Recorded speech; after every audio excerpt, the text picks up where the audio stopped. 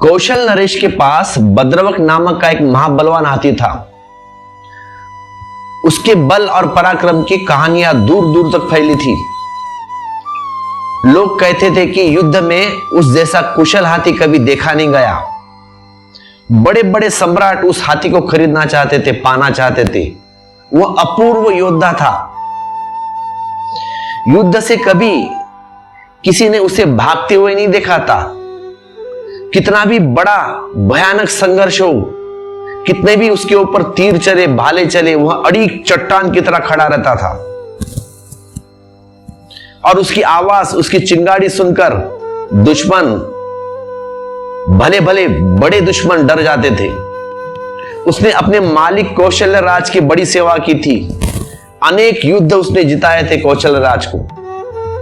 लेकिन एक दिन वह बूढ़ा हो गया। सभी बूढ़े होते, वह भी बूढ़ा हो गया। तो रिटायरमेंट हो गई उसकी। अब उसका काम है खाली चारा खाना, पानी पीना और बैठना।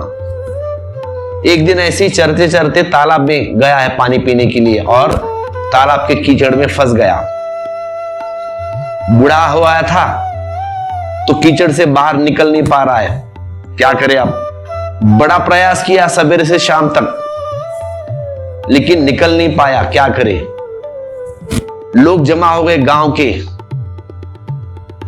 कौन निकाले उसे अब, इतना बड़ा हाथी? सब परेशान हो गए। राजा को खबर दी गई तो राजा ने अपने सेवक भेजे उसको निकालने के लिए, महावत। लेकिन वह भी कुछ कर नहीं पाए। क्या करे अब? राजा खुद आया देखने के लिए। उसकी हालत देख के राजा के आंख में आंसू आ गए,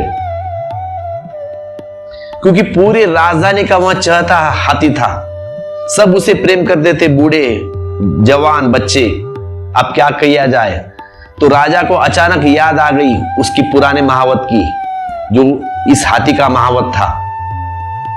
तो उसे खबर भिजवाई गई कि आजा भाई, ये हाथी कीचड़ में फंसा है।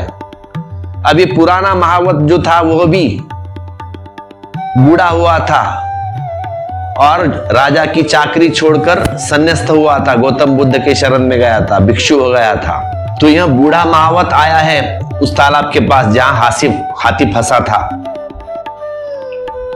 उसने अपने पुराने साथी को कीचड़ में फंसे देखकर वह खिलखिलाकर हंसने लगा है। तो उसने क्या तरकीब लगाई होगी? उसने ढोल ताशे बजाने वाले को बुलाया है और संग्राम भेरी बजाई है। अब संग्राम भेरी यानी युद्ध के पहले बजाते हैं ना, वो भेरी, ढोल नाशे तगारे बजाए उसने। अब युद्ध के नगाड़ों की आवाज सुन के अचानक बूढ़ा हाथी जवान हो गया और कीचड़ से उठकर वह बाहर आ गया। वो जैसे भूल ही गया अपनी वृद्धावस्था को, अपनी कमजोरियों को। उसका सोया हुआ योद्धा जाग गया, चुनौती काम आ गई। फिर उसी क्षण वह देर न लगी। अनेक उपाय हार गए थे, लेकिन यह संग्राम भेरी बजते ही, नगाड़े बजते ही वह सोया हुआ उसका शौर्य उस हाथी का जाग उठा। उसका शिथिल पड़ गया खून, फिर दौड़ने लगा नसों नसों में। वह भूल गया एक क्षण को कि मैं पुराना हो गया था, मैं अभी बूढ़ा था, लेकिन वह जवान हो गया उसी क्षण। क्षण भर की भी देर न लगी। सुबह से सांझ हुई रही थी, कोई उपाय न था, और वह ऐसी मस्ती और ऐसी सरलता से सहज बाहर आ गया उस कीचड़ से।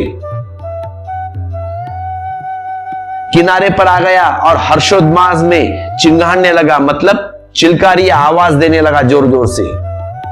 लोगों ने उसकी चिंगाड़ी सुनकर एकदम परेशान हो गए, क्योंकि क्या हुआ? सवेरे से शाम तक कीचड़ में है, लेकिन अभी बाहर आया है और संकल्प मुहूर्त तक जोर जोर से चिल्ला रहा है। तो ये कहानी से भगवान ने कहा है अपने भिक्षुओं से। भगवान कहते हैं, मतलब बुद्ध कहते हैं भिक्षुओं से कि भिक्षुओं, उस अपूर्व हाथी से तुम कुछ सीखो। उसने तो कीचड़ से अपना उद्धार कर लिया। तुम कब तक कीचड़ में फंसे रहोगे? और देखते नहीं मैं कब से संग्राम भेरी लेके बजा रहा हूं। तुम कब जागोगे भिक्षुओं? जागो और जगाओ अपने संकल्प को। वह हाथी भी कर सका, वह अति दुर्बल बूढ़ा हाथी भी कर सका है। क्या तुम तो जवान हो, क्या तुम न कर सकोगे? तुम तो मनुष्य हो, वो तो प्राणी था। मनुष्य होकर, सबल होकर, बुद्धिमान होकर क्या तुम न कर सकोगे? क्या तुम उस हाथी से भी गए गुजरे हो? चुनौती तो लो, चुनौती लो उस हाथी से। तुम भी आत्मवान बनो, तुम भी बलवान बनो और एक क्षण में भी क्रांति घट सकती है। एक क्षण में, एक पल में भी स्मरण आ जाए, भीतर जो सोया था जग जाए, तो न कोई दुर्बल है, न कोई दीनता है। स्मरण आ जाए तो न कोई कीचड़ है, न कोई तुम कभी फंसे हो कीचड़ में। ऐसे बाहर हो जाओ। भिक्षुओं, अपनी शक्ति पर श्रद्धा चाहिए, त्वरा चाहिए, भिक्षुओं तेजी चाहिए। एक क्षण में काम हो जाता है।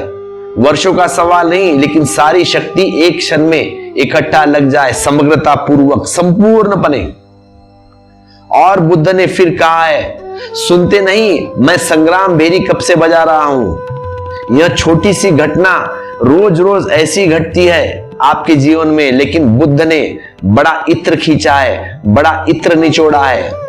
पहले तो इस छोटी सी कहानी को ठीक ठीक से समझ लो, आपके हृदय में जाने दो इस कहानी को। यह हाथी साधारण हाथी न था, महाबलवान था।